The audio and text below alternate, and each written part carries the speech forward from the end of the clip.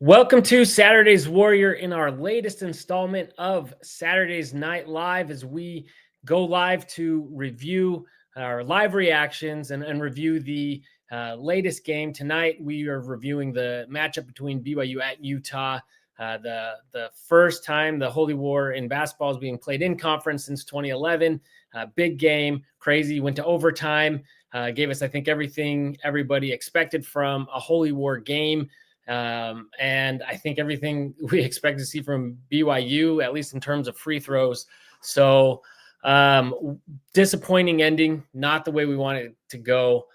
But yeah, so we're here. We're gonna talk about it. Please hop in the chat. Let us know your reactions to the game, what you saw, what you liked, what you didn't like, and what you think BYU needs to do going forward to continue to improve. We know Kevin Young, don't know where that came from. He's still been tweaking his lineup a bit and figuring out which guys he can rely on. And as of right now, I mean, in terms of free throws, it doesn't seem like anybody. It definitely some calls that you feel like didn't really go BYU's way. Some seeming phantom calls there, but you can't blame it on the refs either. BYU had chances to really kind of pull away and didn't. This is something we've seen throughout the season. So, and looking at it now, it's going to be tough for BYU to really even get. I mean, I don't know what their path forward in getting into March Madness at this point, aside from winning the Big 12 tournament. We look at this is something Jerem Jordan tweeted out earlier this week from Ken Palm, showing the percentages of the likelihood BYU winning each of these games. I went through and added it all up, plus the games they've already won in conference, and it comes out at 8.3 now with the loss tonight. And even with that loss, I think the general consensus is BYU's really got to get to about 10 conference wins. So win 10 out of 18 to really be there in kind of the middle of the pack of the Big 12 and to then get in to March Madness. And,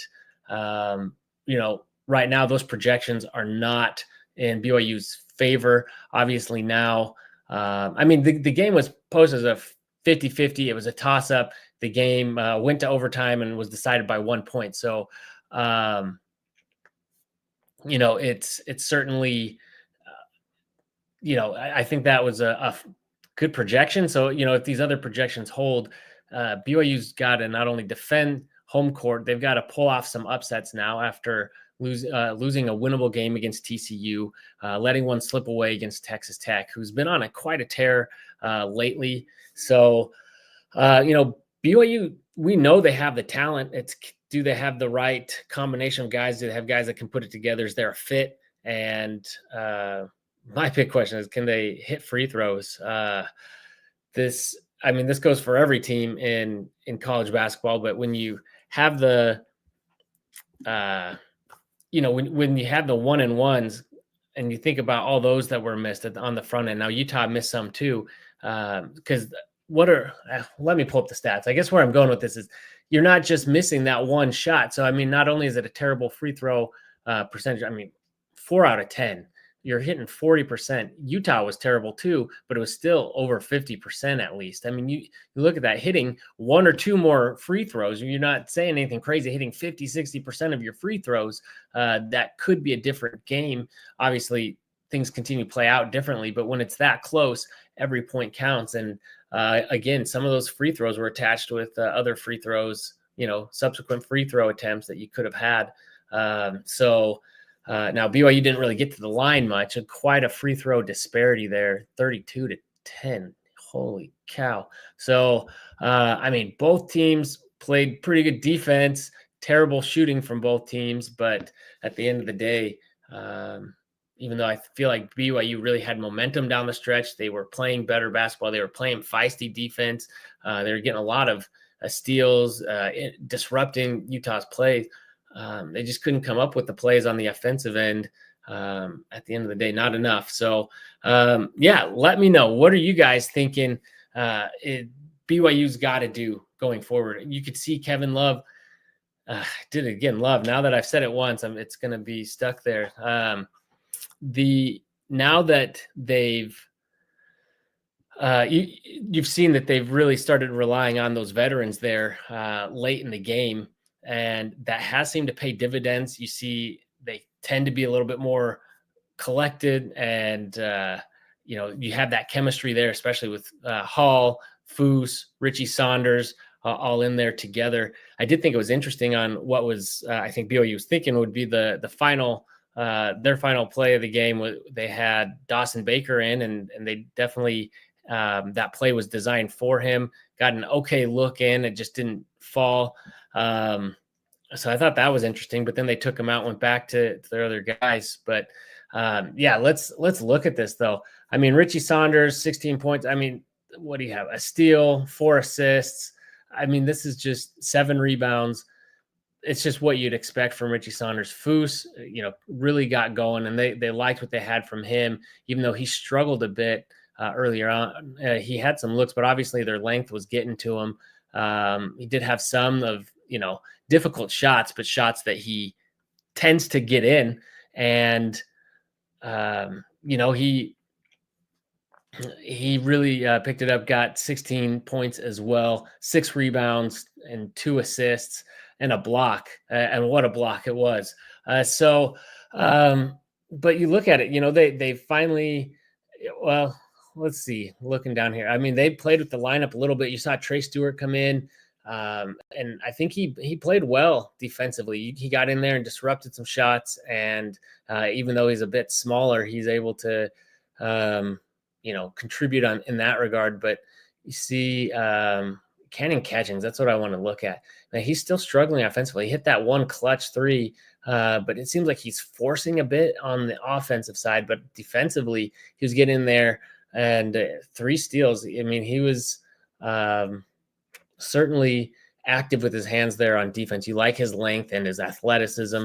If he could just kind of get collected on offense, and it seems like he gets heated, some dumb fouls there. But yeah, what a tough loss. And obviously BYU gets a chance to return the favor at the end of the season, but this really could have been a chance for BYU to put a stretch of wins together between Oklahoma State and Utah, and then you got Colorado next week. And obviously that's not the toughest stretch of games, but you think, okay, if you at least go in there, take care of business against these teams that you should and definitely have a chance to win against, is kind of the baseline. You got to do that. And now where do these other wins come from for BYU to start turning things around in the conference? And it's tough. I mean, if they don't figure some things out and they're not able to pull off some surprising upsets, then it's going to be a long season for them, because it's not going to get any easier from here on out.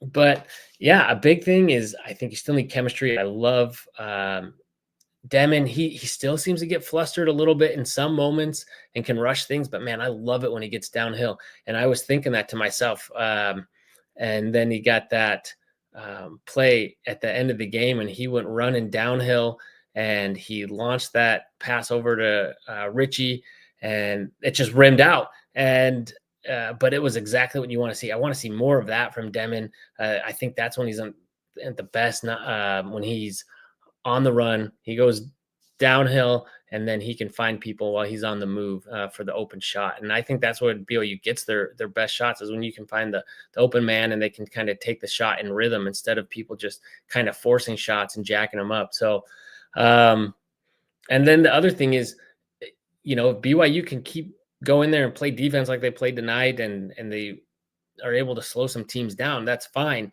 But if you're going to be in these close matches, you have to, be able to operate in these late game situations, but 2, hit free throws.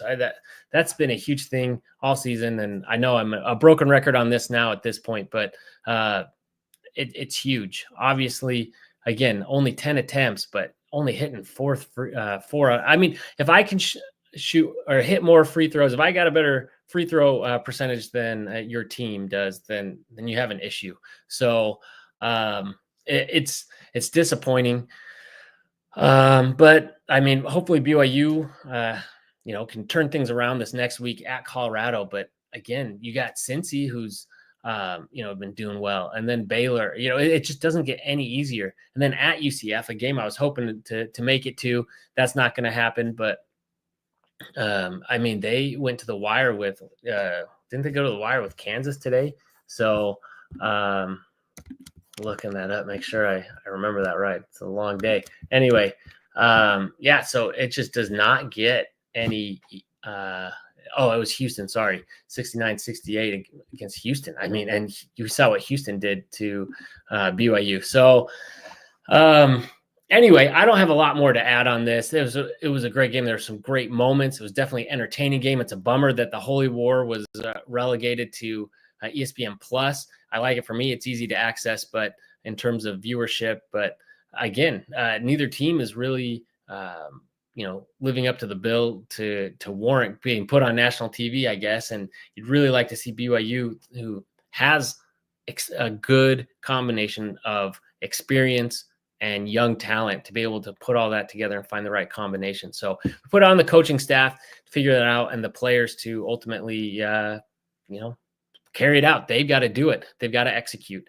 And I don't know. So please let me know in the comments what you're seeing from BYU that from this team that you think needs to improve, and where the team can go. Where are they going to get answers, and what does their path to success look like throughout the rest of the season? Because if we go through and look at it, they've got some tough matchups there that they've got ahead of them. So, and also on the other note, I'm just gonna say it's a rough night all around. So I'm not much of an NFL guy. I grew up in Michigan, kind of the Detroit area. So professional teams, I'm all Detroit teams, but never really got into the NFL. Was always more into college football, I guess, because we had Michigan. I love BYU, and it's great to see the Lions finally, doing really well. It felt like this was their year, number 1 seed. They got the new uniforms to go a little bit more retro. They were looking great, and it felt like everything was going their way. And they just played completely uncharacteristically against the Washington Commanders, which is, I guess, kind of a secondary team for me. I really don't care. I'm in Virginia, so I kind of like Washington, but what a bummer. I really root for BYU guys more than anything, so I'd love to see one of these teams. Who we got? We got Puka, we've got Kyle Van Noy, and then obviously Andy Reid. I'm trying to think who else is still alive at this point, but can't root for the Chiefs at this point. They're a dynasty. Although if Reid gets another one, good for him, but at this point, I just can't root for the dynasty. But none of that really matters. I was more concerned about this matchup tonight, and unfortunately, despite some great moments, some great lobs to Keita, throwing it down, some great moments all around from the team. Just disappointing to come up a little bit short like that, especially when one of your best shooters gets sent to the line in the final seconds of the game to be able to tie it and then be able to go up, and then for him to just miss so badly on that first shot. It's just really, really disappointing. And I don't know. I don't know what else to say. I want to keep doing this throughout the season. I know I've been on a bit of a hiatus. I think just the football season with how many videos and how much content we're putting out during that time, and then the holidays and getting back to work and other things, just kind of had to take a little bit of a break. But I want to get back into it tonight. I was just really hoping for a different outcome so we could be having a different conversation. But nonetheless, appreciate you watching with me. But if you haven't, please be sure to like this video and subscribe to the channel. We'll keep putting this stuff out. We'll actually get Adam on, and we'll do some of our more in-depth conversations, kind of maybe do some midterm grades for BYU through the season and see where they're at, and kind of do a deeper dive and assessment on where they're at. But Synthwave Spartan. Here, let me pull this up here on the screen. Synthwave Spartan 2808 says, not impressed with this team. Yeah, appreciate the comment and for you watching. Yeah, I've not been super impressed either. I don't think anyone really has. They have not lived up to the hype and the expectation. Now, we knew there would be some growing pain, so I wasn't completely worried early on. I was like, there will be some hiccups. This is Kevin Young's first time as head coach and really coaching at the college level at all. And so he's got it. There's going to be a learning curve, but more importantly, BYU was able to surprise everybody last year because they had all that continuity. I mean, they did add a couple pieces, but there were a lot of the same guys, and I think that really went well for them. Whereas this year, we still have a lot of those same guys. You brought back Hall and Saunders. You got Foose. And I thought that inflection of young talent, if they could figure out how to put them all together, but they just have not figured that out yet, which is really unfortunate because I think, that's what BYU has to do is get Demon, who has not really looked the same since his injury, to really play at the level that he's capable. And I hope that this is not, everything that he has. I want to see more and I want to see him take that leap. But I mean, like you see Saunders, what he's doing is incredible. The guys are doing what we expect them to do. Some of those veterans, it's just getting the whole team to play cohesively. And I don't know what the answer is. I said this at the top of the video, but we see him leaning more and more on the vets, playing around with the lineups a little bit, with Hall coming off the bench, but still getting tons of minutes, starters minutes and finishing games. At the end of the day, you just see him kind of still putting Demon and Hall on the floor a lot together. You always got to have one of them, but it's, both are best when the ball's in their hand. So I don't know what the answer there is for them, but I hope they figure it out and figure it out soon. You can't let any more of these close wins slip away. BYU's got to get everything that's in reach if they want to do anything in this postseason and get into, even have a chance to get into the NCAA tournament. So I don't know. At this point, it is tough sledding for them, and I don't know what the path is as we go through and look at it. Like I said, I'll pull it up again. I had it earlier, but this is from Ken Palm that Jerem Jordan shared earlier this week. But if you look at that and add it up, basically after the game tonight, that puts BYU at roughly 8.6 conference wins, and that just is not going to cut it. That's not going to be enough. And they'd have to even if these games play out as it's listed on here, as you'd expect, and even getting actually, I'm surprised that they've got Baylor as a 50-50. Am I reading that right? And UCF as basically a toss-up.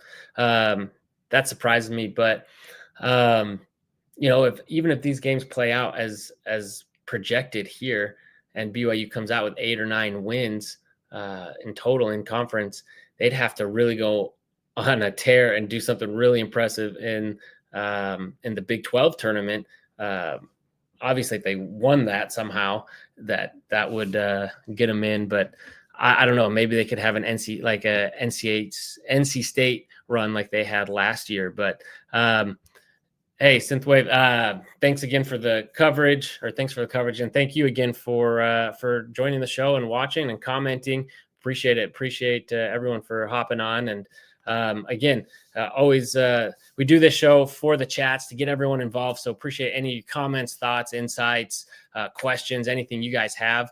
Would love that in the comments because love having the interaction. We know what it's like to watch the game, and we usually want to celebrate together, but also want to kind of complain together. And I'm kind of curious. I wasn't on Twitter too much during the game. I was trying to, whenever I had a spare moment, keep an eye on the Lions game, which was not helping my frustration at all. But what is everyone saying about the calls? Because it seemed like there were some pretty dumb calls there during the game, especially near the end. It was what was on the rebound, right? And then I think I thought they called it on Saunders initially, but I think it was on Foose.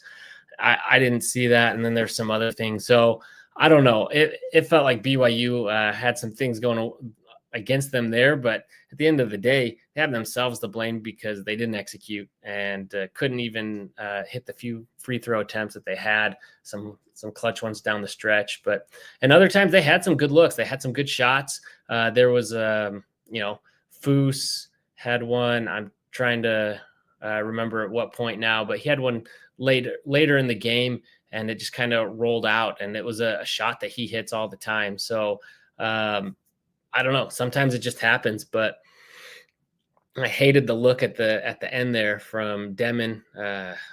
Felt like they had enough time that perhaps could have gotten one pass off and gotten a better shot. But anyway, again, hopefully as we continue to do these throughout the season, try to get these at least on Saturday nights, if not on Tuesdays as well after games, and so we can react afterwards. So again, be sure to subscribe to the channel so you can catch those videos, and join the chat there. And hopefully we'll have some more wins that we can celebrate together, as well as other content throughout the season, doing some more analysis. So appreciate everybody for watching. Thanks again for the comments and for being part of what we do. That's why we do it. So unfortunately, tough loss tonight, but I think this team has what it takes to pull together. It's just a matter of whether they do. So I look forward to watching the rest of the season and catching that. All right.